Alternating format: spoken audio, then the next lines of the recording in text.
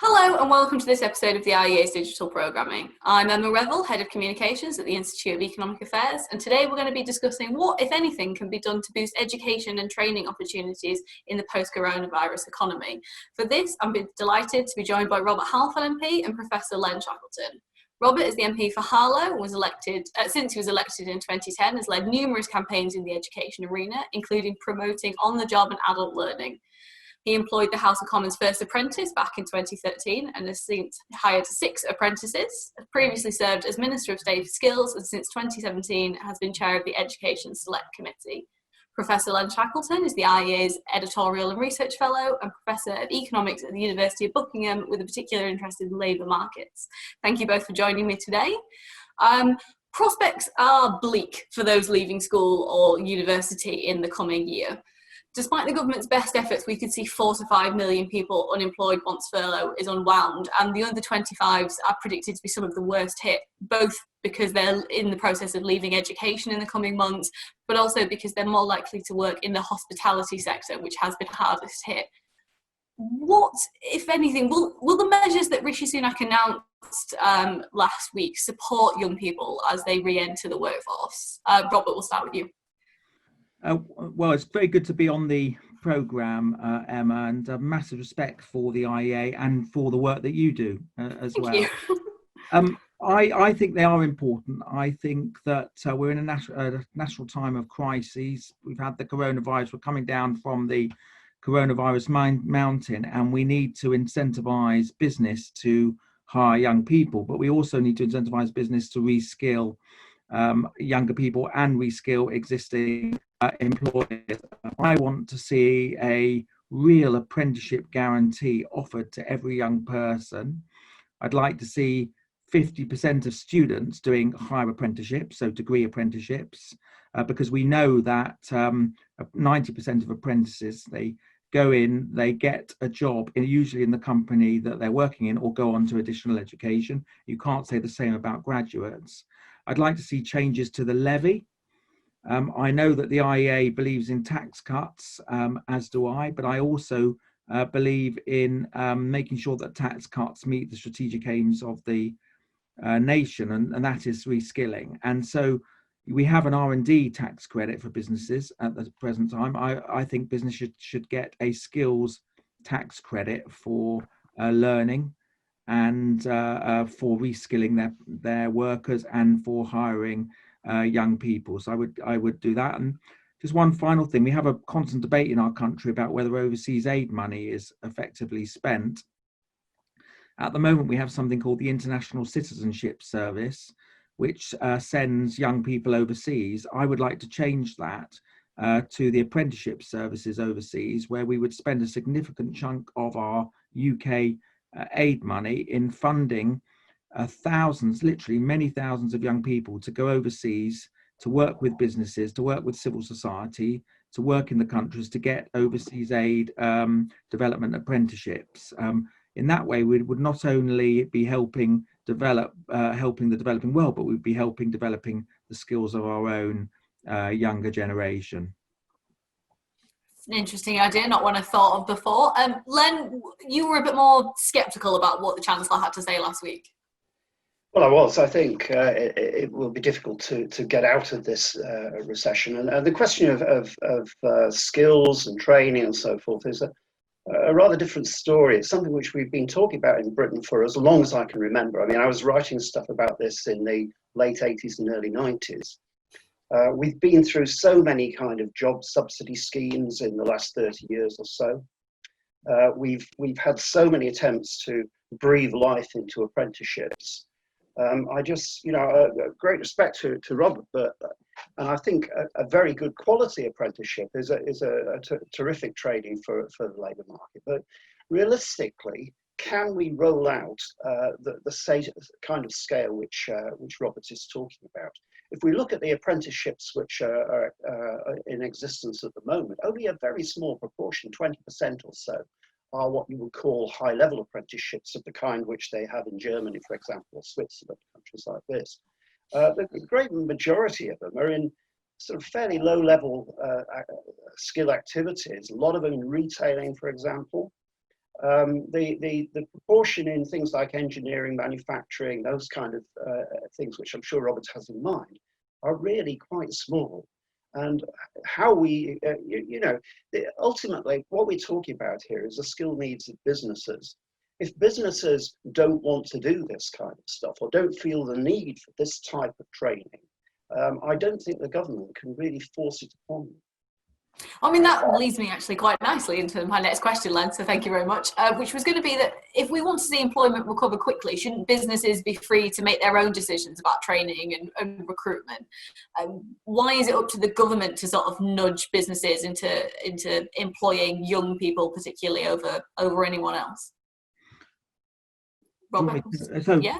First, can I just answer the points that Len has made, which are important ones? So, first of all, I wouldn't reject levels 2 and level 3 apprenticeships in the way that he is doing, because those level apprenticeships are very important and often get people on that important skills ladder opportunity. And what we need to do is make sure they progress from a level 2 right up to higher levels. And those jobs are important. I'd rather have them getting the training, doing those jobs, getting employment afterwards, which they do, rather than not being employed and then relying on the state to in terms of universal credit and the like. The second thing is on degree apprenticeships, higher apprenticeships.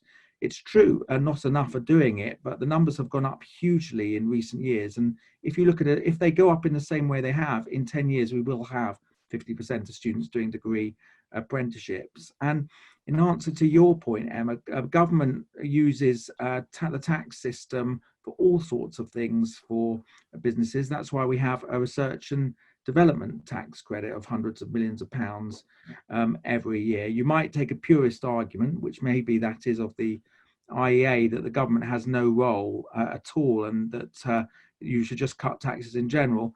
I don't happen to share that argument. I am a conservative. I do believe in lower taxes for business, because I do believe that business, you then generate more money that comes into the government. But I also believe that the nation has important strategic skills aims, and we need to tweak the tax system and the incentives to business to ensure that we meet those skills needs, whether it is in engineering, whether it is more women doing science and technology, engineering and manufacturing, which is not as high as it should be at the moment, whether it is we face the fourth industrial revolution, and even without the coronavirus, we have an enormous problem. So I would incentivize businesses financially as long as they are meeting the country's skills needs. And for years, by the way, the levy is also, I think, positively changed behavior. There are problems, it needs to be reformed, but it has positively changed behavior in getting big companies. It's only 2% of companies that have this levy, getting them to talk about apprenticeships in a way that they never have done. I mean, what do you think the challenges are going to be for government to communicate this effectively for businesses? Because one of the issues with the apprenticeship levy when it was introduced is that companies who were liable to pay it didn't know a lot about it, didn't know how they were supposed to use it. And actually, I worked for a large social care company at the time who was liable to pay it, but that had no plans to introduce apprentices at all, because they didn't really understand how it was going to happen, and they didn't have the mechanisms in place to employ apprentices, even though there was a sort of willingness in the company to do that, because social care is a sector that really would benefit from apprentices. How is the government going to make sure this is communicated properly and it doesn't just end up, being wasted?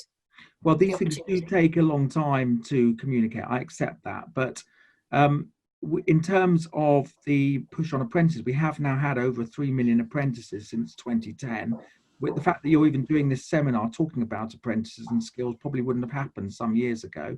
In Germany and in Austria, which was mentioned by Len, they have in their culture, business culture, to hire apprentices, and the schools are much more focused on vocational education, but they also have significant financial incentives in order to make sure that they skill their population. But in terms of the government have to push this out all the time. Social media is incredibly important. I've always believed that it doesn't matter how good or bad a policy is, but if a policy is good, politicians have to evangelize it. And this has to come from the Prime Minister. The fact that the Prime Minister, something I've been campaigning for many years, even mentioned the word apprenticeship guarantee is a big thing, because then the rest of Whitehall and politicians have to follow, but it has to be constantly. There shouldn't be one day which a minister, a senior cabinet minister, doesn't mention the word apprenticeships and skills and vocational education if we really want to push this, and be encouraging businesses to do it, visiting businesses, visiting apprentices. Len, you talked about the drawbacks of recruitment subsidies. Do you want to give us a little bit more detail on potentially the sort of deadweight loss and displacement effects of what the government have proposed even in the last week? That's a slightly different thing, Emma. And if we could just stick it for a moment with the apprenticeship story, and I'll come back to the job subsidy thing. Feel free. You know, Robert is talking really, and indeed many people have been talking about this. Paul Johnson, the IFS, for example, about getting young people away from degree courses which don't do very much for their earnings power, and getting them into these work-related apprenticeships and so on. I just wonder whether this is actually, I mean, Robert was talking about the culture in Germany, Austria, and a number of other countries. Well, culture for economists, you think, well, is that really an explanation, or is it to do with the kind of structure of their economy and so on, the fact that they have a much larger manufacturing sector, that they do different things from the things we do in the UK? Whether the apprenticeship model is something which is appropriate in the 21st century, I'm a little reluctant about to endorse this idea. I think where there are good quality apprenticeships, fine, we should help them and so on. But the idea that we can undertake some kind of cultural revolution to make businesses realize suddenly something, oh my goodness, you know, all these years we've been doing it wrong, we should be doing this instead. I can't actually see that happening in any reasonable timescale. So that's already happening. It's already happening, and businesses used to do this in the past. And apprenticeships are available in almost every field of work now, from journalism to engineering, to even legal work, to policing, to healthcare. And the world is changing. We have to recognise that work experience, learning on the job, education, rather than being just in the traditional academic model, sitting behind wooden desks, that is not going to cut the mustard in terms of the advance of the fourth industrial revolution and the arrival of artificial intelligence. Well, yes, you could say that, but essentially the model of an apprenticeship is one that there is a body of skills to be learned and a qualification is received at the end of it. Now, the way in which this is done, inevitably, is not employers. It's having basically superannuated lecturers and other people writing job specifications and all these kind of things which you have to tick boxes on. That's what apprenticeships are for the vast majority of people who you're talking about. You're talking about before, Robert, about levels 2 and 3.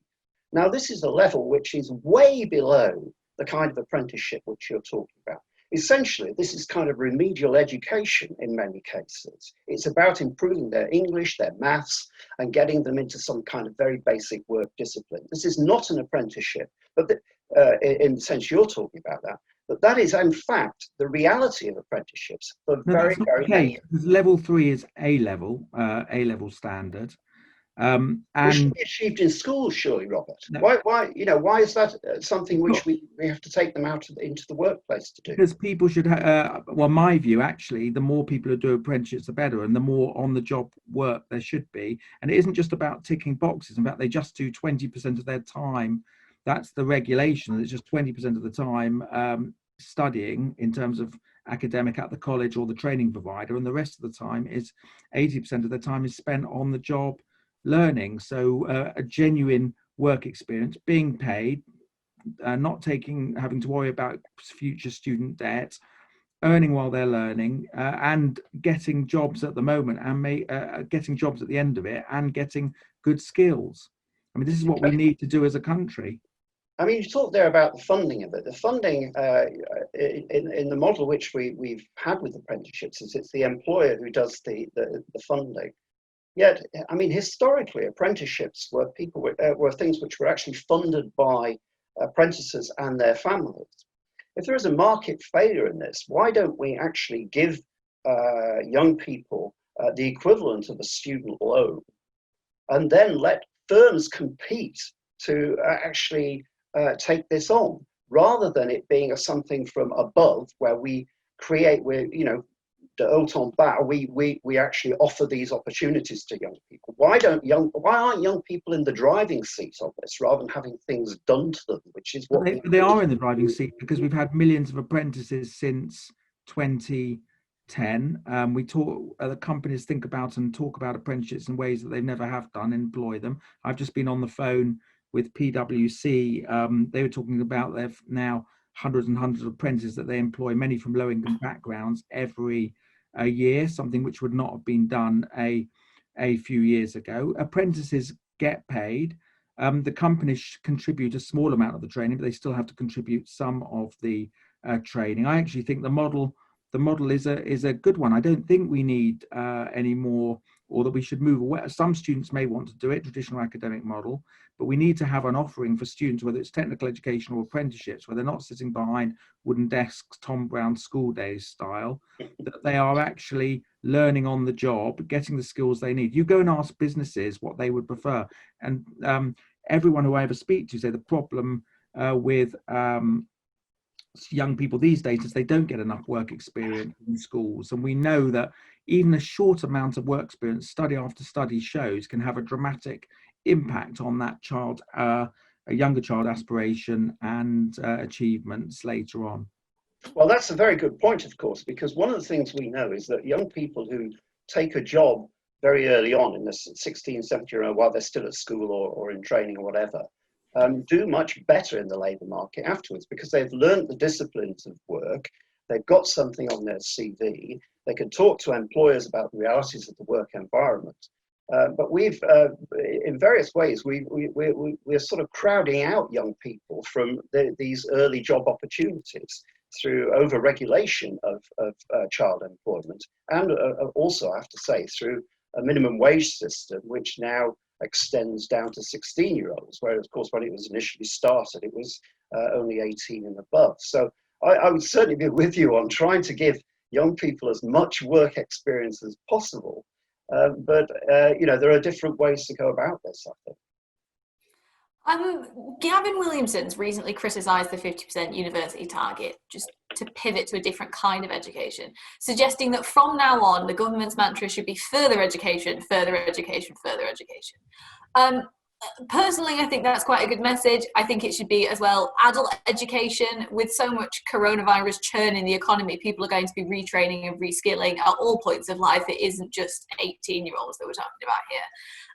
Len, what do you think the best way that businesses and government can work together, or just businesses if you prefer, to make sure that different kinds of opportunities are available, not just for 18-year-olds, but education opportunities throughout the whole working life?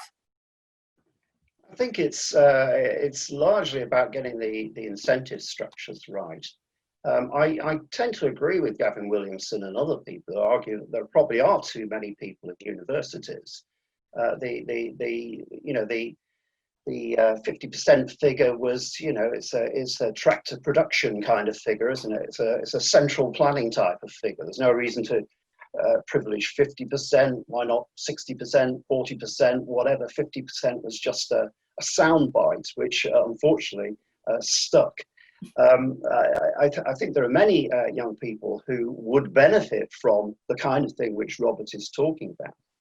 But one of the problems is that we've structured university funding in such a way that universities have an incentive to drag as many young people in as possible, without bearing any responsibility for them ultimately. And that's why I'm in favour of schemes like that put forward by our colleague Peter Ainsworth, who argues that student funding should place some of the cost upon universities. In other words, universities would get some of their income from a student loan system, which would be contingent, obviously, on their students getting into work.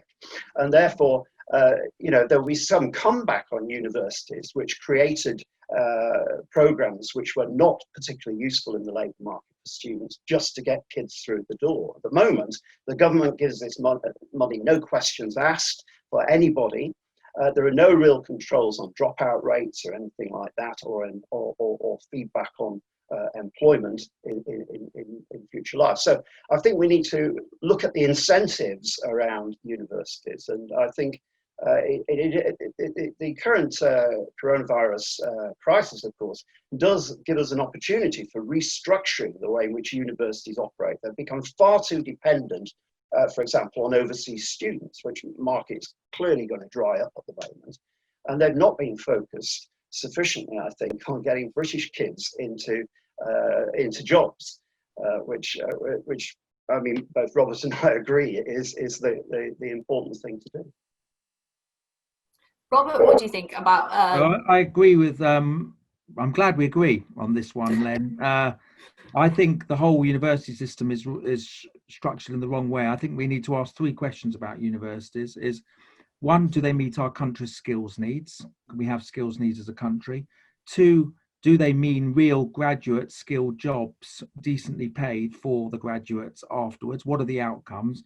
As a country, we're so good at focusing on inputs rather than outputs. And the 3rd thing is, do they genuinely help people from disadvantaged backgrounds climb that education ladder of opportunity with good outcomes at the top of that ladder, job security and prosperity at the top of the ladder of opportunity? And I feel that a lot of the time universities don't do that. I always cite the example of Nottingham University as one of my favourite universities. I think we look at elite universities in the wrong way. We seem to only think elite universities are ones which do a lot of research, which is very important. And I went to a traditional university. I went to Exeter University and I had the happiest time of my life.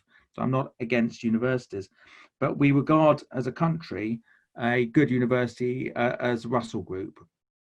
That's what all the marketing is. That's what people aspire to. Yet a university like Nottingham Trent, that may have 25% of their students from disadvantaged backgrounds where the parents earn very little every year, have astonishing graduate skilled outcomes. They make all their students do serious work experience, or a lot do degree apprenticeships. They have careers embedded into every part of their curriculum.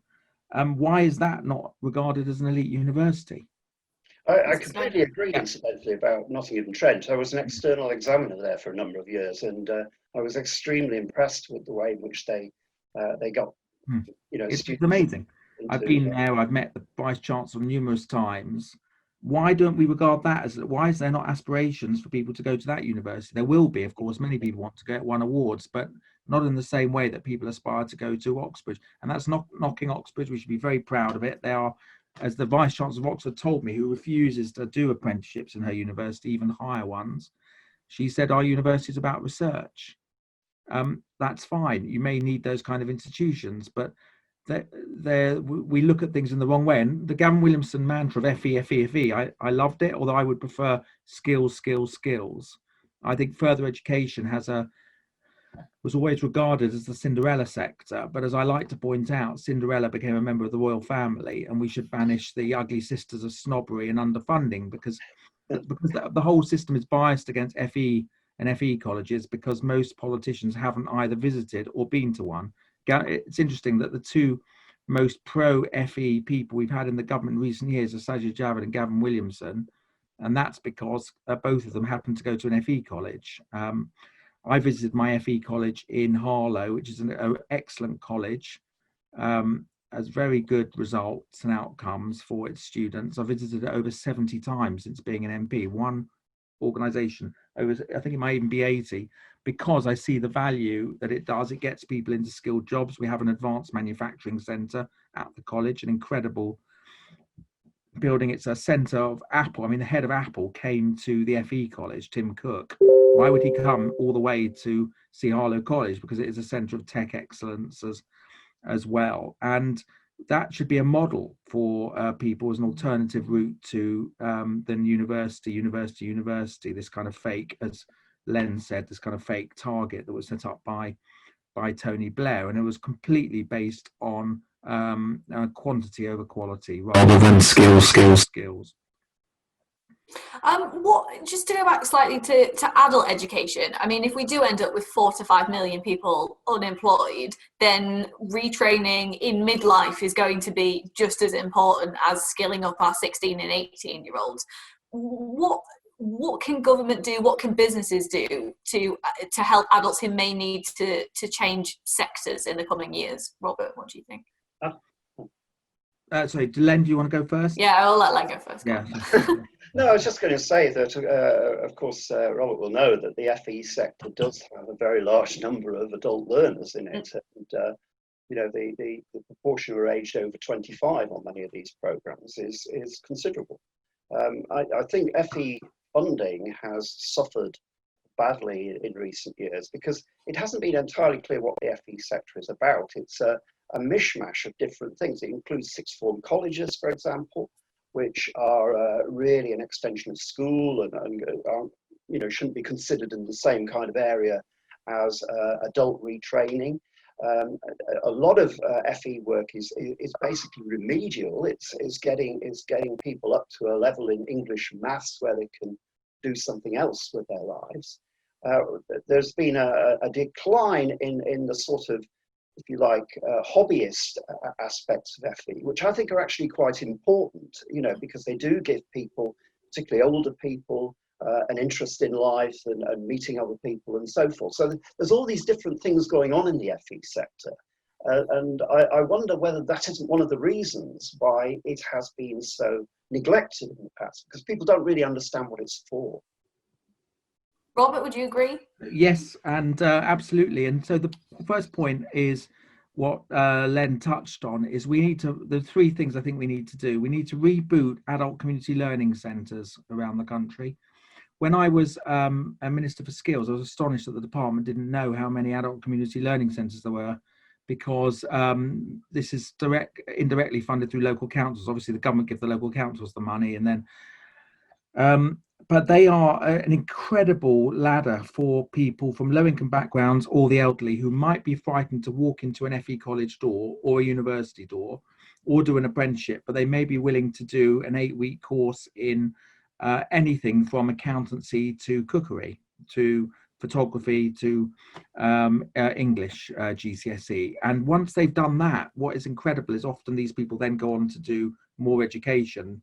And they are a really important, we should have one in every town. There is no doubt in my mind about it. I don't mind who does it, whether it's an FE college or whether it is the council, whatever, but it should be done. There should be one in every town in the country. We need to revitalise those in modern ways, sort of what some people call night schools. The second thing that I would do is I would look at the organisation. I would give I'd look at the organisations that are doing this very well. There's an organisation called the Workers' Educational Association, for example, that for very little cost does a lot. So I went to a project in East London, which was quite extraordinary. So what they were doing was for very, very small C traditional Muslim women, they were teaching English. Now, if the project had been far away, they probably wouldn't have gone. But because it was based at a school where the mothers dropped their kids off, the parents stayed and did it in a building in the school. And what was amazing was that it cost peanuts relatively, this project, and yet the outcomes were really good in terms of these mothers going off to university or getting jobs and having that empowerment of actually being able to speak and learn English properly.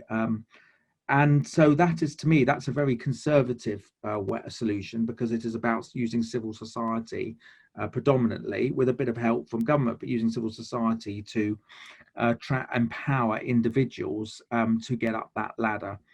The third thing, and the way I would help that along is I would give every adult in the country an adult, like a lifelong learning voucher of some kind, where they could retrain.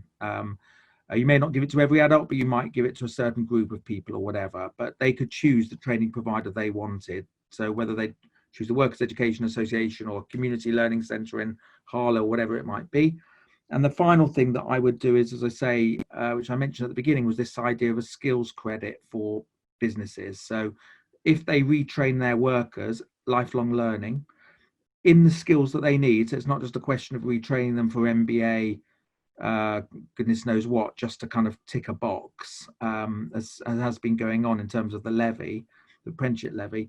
if they retrain the workers according to the skills that we need, they would get a skills credit in the same way that companies get an R&D credit. And so, for example, I went to a bank in the city.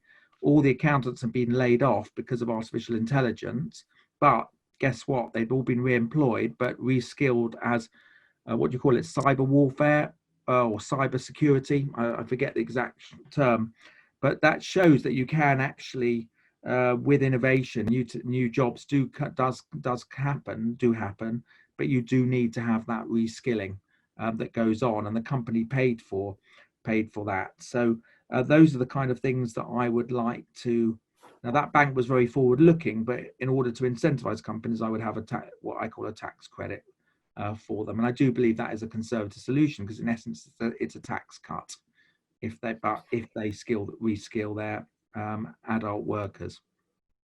Can we touch quickly on recent calls for bailouts of higher education? Because as Len noted a few minutes ago, institutions are going to suffer financially if international students in particular aren't able to return to take up places at courses in September, October time. Our colleague at the IEA, Dr. Steve Davis, has said that higher education is an example of a sector that has overexpanded and invested in a product with declining value, adding that now is the time for reconstruction, not bailout.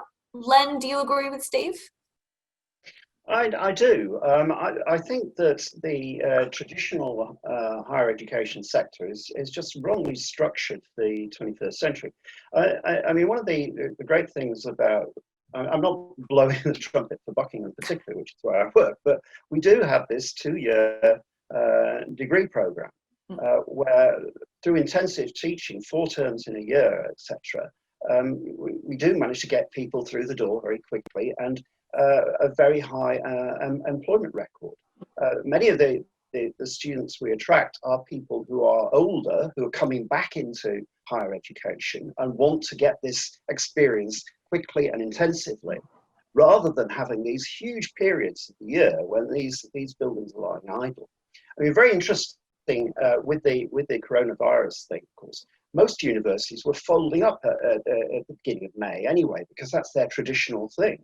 Because at Buckingham we teach 4 terms a year. We've just had to do it, and we've just finished 1 term. I'm starting another one this week when we're teaching again, and so we've had to very quickly grasp the nettle in terms of distance teaching and trying to keep in touch with our students and that kind of thing. So I think the traditional university sector, it is, as Robert says, it's absolutely hooked on research, most of which outside the hard sciences is hot air. You know, it's social commentary and you know, that kind of stuff, which is all, you know, in a sophisticated society there is a need for that kind of thing, but it's not shouldn't be the be all and end all of designing a university system or thinking about what a university system ought to be like in the future. So yeah, I'm with Steve on this, that if we do end up subsidizing universities in the short run,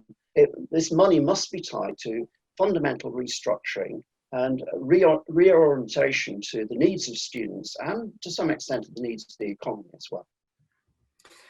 Robert, what do you think about university bailouts if they're needed?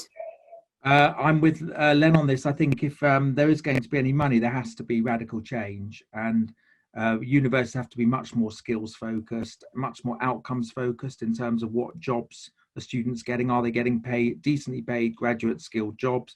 Are universities meeting our country's skills needs? And I always think that, as I said, I went to university, I loved it. It was the best time of my life.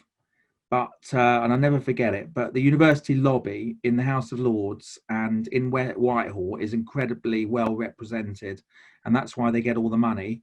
Whereas the FE sector or skills or adult learning community centres are not, sadly, well represented in the House of Lords. They don't have big lobby groups, and so inevitably they get a poorer share of the nation's money, of the taxpayers' funding. And we seem to have weighted all the funding in terms of higher education in recent years when we should have been focusing, in my view, on early years, because that's the more investment you have in early years, the less problems you have later on, and in FE and skills. And I hope that the coronavirus makes us think about all these things very, very carefully, how we spend our money.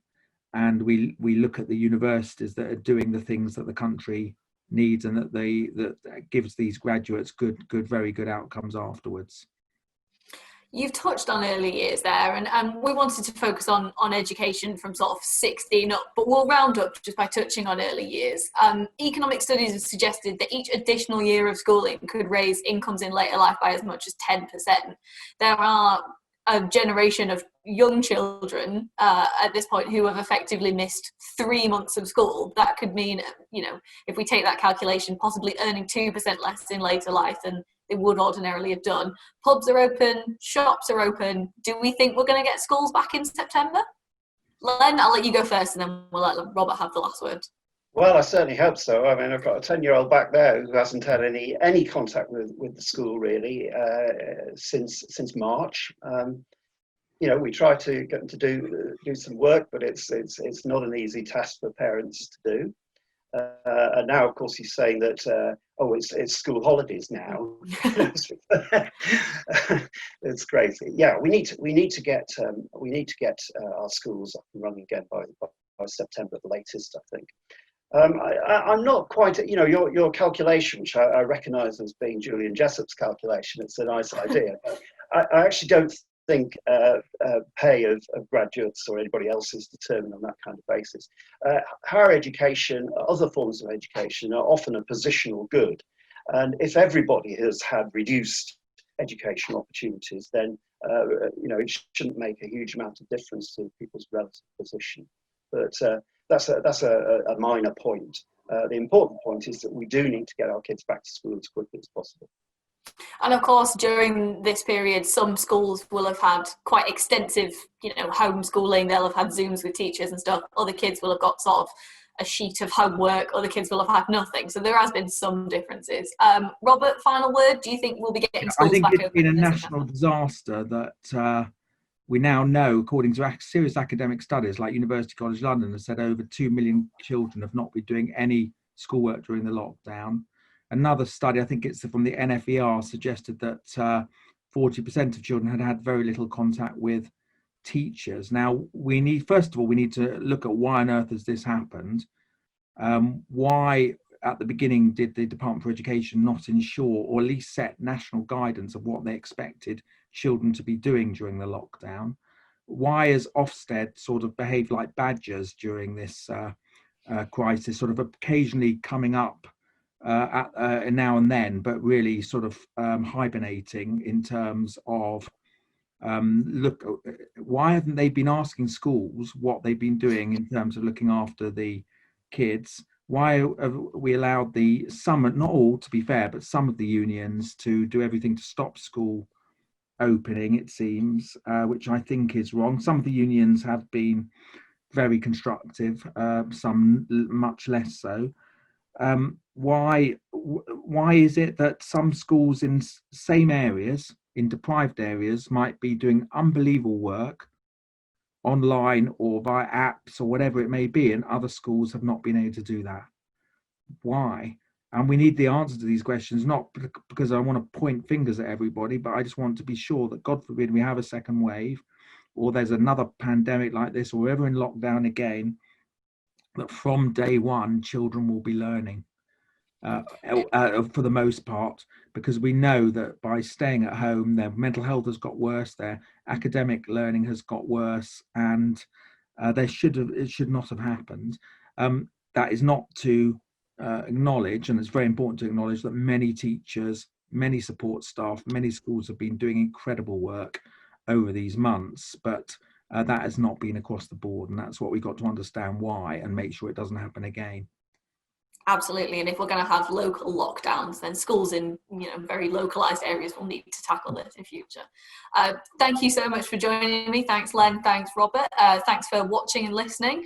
Don't forget, if you're interested in the IEA's work, you can support the work that we're doing, both in our digital programme, our academic research and our outreach with students across the country. If you're watching us on YouTube, don't forget to click subscribe, or you can also find our podcasts on Podbean, Apple or Spotify, where you can subscribe there as well. And if you visit the IEA website, iea.org.uk, you can subscribe to our Sunday and daily newsletters so you'll never miss an update.